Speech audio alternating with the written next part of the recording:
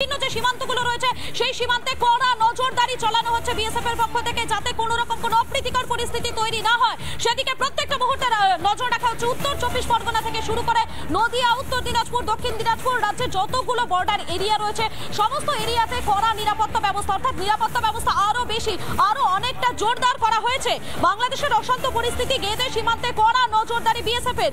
অনুপ্রবেশ রুখতে বৈঠক বিএসএফ, স্থানীয় বাসিন্দা সহ একাধিক ব্যক্তিদের সঙ্গে বৈঠক বিএসএফ এর। বাংলাদেশের যে পরিস্থিতি সেই পরিস্থিতিকে মাথায় রেখে এ রাজ্যের বিভিন্ন যে সীমান্তবর্তী এলাকাগুলো রয়েছে সেই সীমান্তবর্তী এলাকাগুলোতে কড়া নজরদারি চলছে।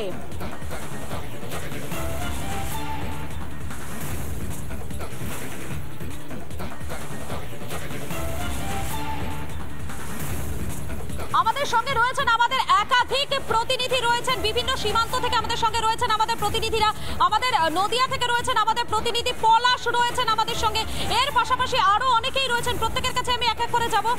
আমাদের সঙ্গে একাধিক প্রতিনিধি এই মুহূর্তে রয়েছেন, নদিয়া থেকে যেমন পলাশ রয়েছেন, এর পাশাপাশি রয়েছেন, প্রথমে পলাশের কাছে চলে যাই। পলাশ, এই মুহূর্তে তুমি ঠিক যেখানে রয়েছে সেখানে ঠিক নিরাপত্তা ব্যবস্থা কেমন চোখে পড়ছে?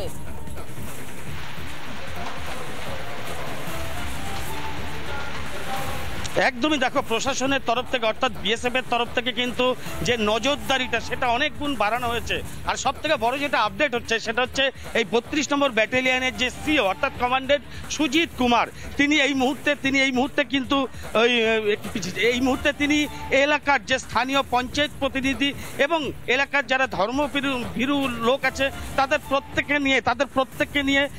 প্রত্যেককে নিয়ে কিন্তু মিটিং চলছে।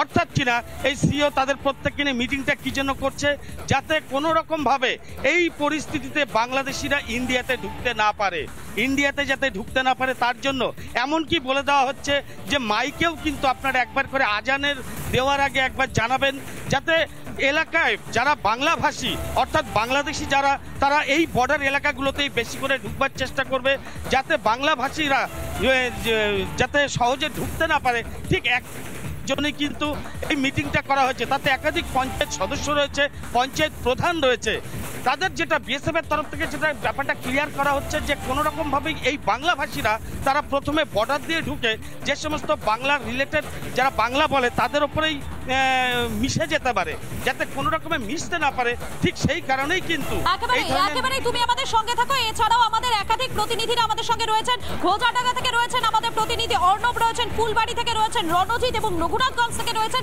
সৌমিত্র। আমি একবার ঘোজাডাঙ্গার ছবিটা দেখে নেবো। আমাদের সঙ্গে সরাসরি রয়েছেন আমাদের প্রতিনিধি অর্ণব রয়েছেন। অর্ণব, সময় যতই এগোচ্ছে ততই এই সীমান্তবর্তী যে এলাকাগুলো রয়েছে সেই এলাকার ছবিটার কি পরিবর্তন হচ্ছে? নিরাপত্তা ব্যবস্থা কতটা জোরদার করা হলো?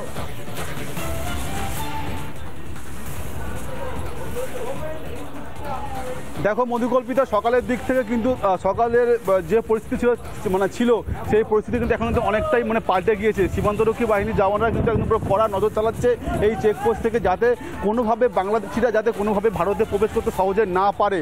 এবং যে সমস্ত বাংলাদেশিরা বা যে সমস্ত বাংলাদেশ থেকে আগত যে সমস্ত মানুষেরা পাসপোর্টে অর্থাৎ যারা বৈধ নথি নিয়ে আসছেন তাদের প্রতিটা ব্যাগ, তাদের প্রতিটা নথি তারা কিন্তু ভালো করে চেক করে নিচ্ছে। আমরা এই মুহূর্তে রয়েছি ঘোজাডাঙ্গা চেকপোস্টে। সেই চেকপোস্টে কিন্তু একদম পুরো সকাল থেকে যত বেলা গড়াচ্ছে তত কিন্তু তৎপর হয়ে উঠছে সীমান্তরক্ষী বাহিনীর জওয়ানরা। তারা একদম পুরো কড়া নজরদারি চালাচ্ছে এই চেকপোস্টে। পাশাপাশি এই সীমান্তবর্তী এলাকায় আগে যেখানে 100 মিটার পর পর কেন্দ্রীয় বাহিনীর জওয়ানরা টহল দিত, সেখানে কিন্তু এখন আরো কম দূরত্বটা করে আনা হয়েছে। এখন তুমি আমাদের সঙ্গে থাকো, আমাদের ব্যাপারে আমরা একবার উত্তরবঙ্গের দিকে নজর রাখবো, কেননা সেখানে ফুলবাড়ি থেকে রয়েছেন আমাদের প্রতিনিধি রণজিৎ রয়েছেন। রণজিৎ, ফুলবাড়ির যে সীমান্ত অত্যন্ত গুরুত্বপূর্ণ এবং সেখানে এই মুহূর্তে নিরাপত্তা ব্যবস্থা কতটা বাড়ানো হয়েছে?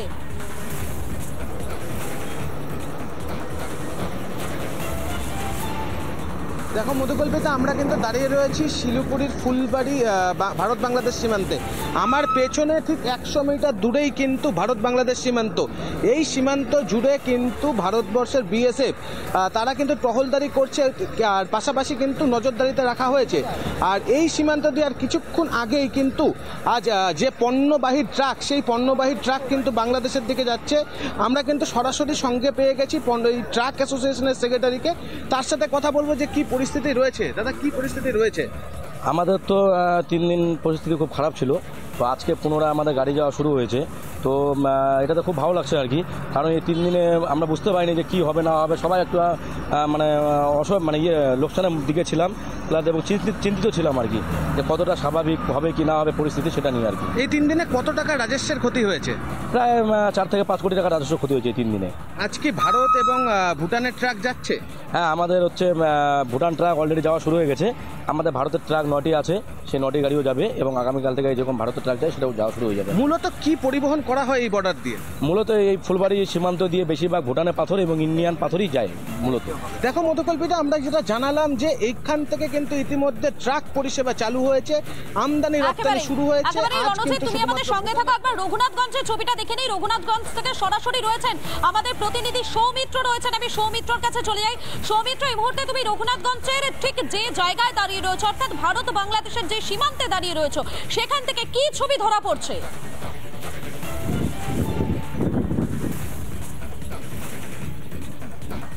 দেখো, আমি এই মুহূর্তে দাঁড়িয়ে আছি মুর্শিদাবাদ জেলার রঘুনাথগঞ্জ থানা এলাকার রঘুনাথগঞ্জ সীমান্তবর্তী এলাকা। রঘুনাথগঞ্জের সীমান্তবর্তী এলাকার ওই পারেই রয়েছে বাংলাদেশের চাঁপাইনবাবগঞ্জ জেলা, এর পাশাপাশি একটু পাশেই রয়েছে রাজশাহী জেলা। এই চাঁপাইনবাবগঞ্জ জেলা এবং রাজশাহী জেলায় কিন্তু গতকাল রাতেও কিন্তু ব্যাপক সহিংসতার ঘটনা ঘটেছে। যারা শাসক দলের নেতাকর্মী ছিল তাদের ওপর ব্যাপক অত্যাচার চালানো হয়েছে, এমনই কিন্তু অভিযোগ। অর্থাৎ আওয়ামী লীগের ওপর ব্যাপক অত্যাচার চালানো হয়েছে।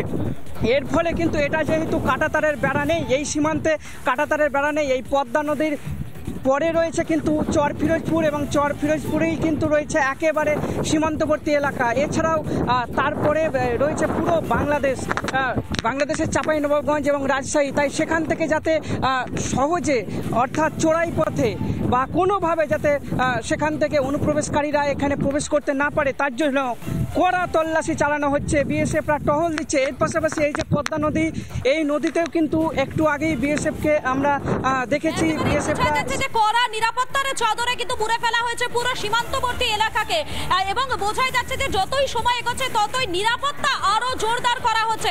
ধন্যবাদ। আমাদের সঙ্গে ছিলেন আমাদের একাধিক প্রতিনিধিরা, ছিলেন পলাশ, এর পাশাপাশি অর্ণব ছিলেন, রণজিৎ ছিলেন এবং সৌমিত্র ছিলেন। প্রত্যেককেই ধন্যবাদ। আপাতত বাংলাদেশের পরিস্থিতির থেকে আমাদের প্রত্যেকটা মুহূর্তে নজর থাকছে, বাংলাদেশের আপডেটের দিকে আমাদের নজর থাকছে। সেখানে